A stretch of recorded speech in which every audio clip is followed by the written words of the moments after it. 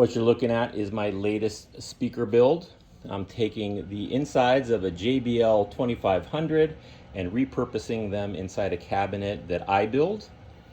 I find these on eBay all the time, and this one was a great buy because it was only $50, but you can see the cabinet is destroyed.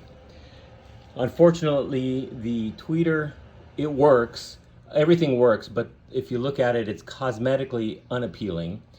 So that was a situation in this case here with the previous 2500 that I bought for roughly the same price. And I went and got Dayton Audio titanium woofer tweeters. They cost $35 a pair. The model is DC25T. So they will pair really nicely with the original equipment since their specification is very similar to the original one. And the wood that I'm using is reclaimed walnut and reclaimed American chestnut for the front baffle. And the main thing I'm doing here is I'm getting a little more volume out of these. The originals, as you can see, they weren't that deep, and that was mostly so they could legitimately call bookshelf speakers. These are a little bit deeper.